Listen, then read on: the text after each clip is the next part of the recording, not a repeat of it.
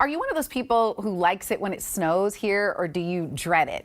Well, either way, there are lots of people who love weather year-round, including our next guest, Justin Shaw, who is the man behind the popular Twitter account K Seattle Weather. So Justin, it is so nice to meet you. I've been following you for years. I love how you display the weather, all these important facts, but also a bit of humor. And I'm not the only one. You have more than 60,000 Twitter followers. Are you surprised that there are so many people interested in Puget Sound weather? I'm not too surprised. I think originally I was probably like, when I started my Twitter account, I was like, how many ways can I talk about 52 degrees and rain?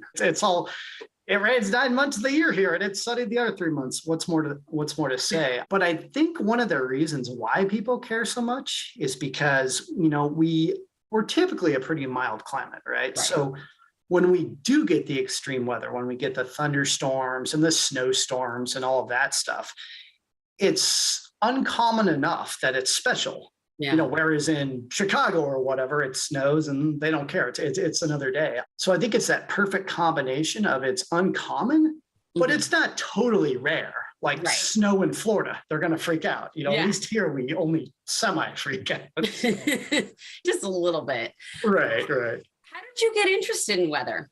When I was in second grade in Redmond, the inauguration day windstorm, this massive windstorm, and it happened at literally the exact moment when we were supposed to watch on TV in class, watch Bill Clinton being inaugurated. And all of a sudden the power goes out, tree limbs are falling. It was just this chaotic environment. It was kind of thrilling.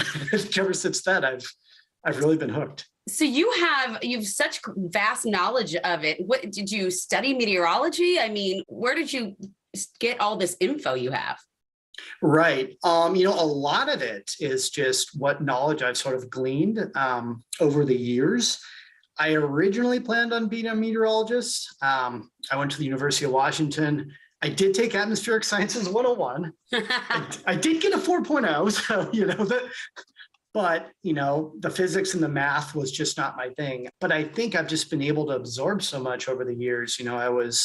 I would be reading the National Weather Service forecast discussions at night as a teenager, and there's so much online knowledge. That was fun. That was a big Saturday night, huh? Oh, right. Yeah. Fun times at the Shaw House. I know. You're telling me. Variable winds coming in. Woo! You're right. I tease, but honestly, I'm a big weather geek myself. I actually used to forecast the weather in my previous market, so I totally get it. But speaking of forecasting and the weather here, it is such a weird place to try to see what the weather's doing because there's so many microclimates and stuff. Speaking of climates, climate change, do you think that it's affecting Seattle's weather as you've been watching it all these years? I definitely do. I don't think there's any doubt. In the 80s and 90s, I can remember when we would get to 90 degrees. It was like the biggest deal of the summer. Yeah. Like Seattle might hit 90. Oh my gosh. And now it's like, like last summer is a great example when we hit 108. I mean, it's just misery. I mean, I put up a blanket over my window. I mean, people were doing whatever they could. It was insane. I moved here in 2015 from a very hot climate, only to come in during a heat wave. And I thought, what have I done? Because I didn't even have air conditioning. Yeah, I just think it's unquestionable warmer. And I think it's also getting wetter. And it's interesting. I think, our summers are getting warmer and they're getting drier, but then the trade-off is that we're just getting tons of rain in the fall and winter, right? I mean, look outside right now, it's everything is wet and moldy right now. Do you think we'll get any more snow this year? I would be very surprised if we did not see more snowflakes. Okay.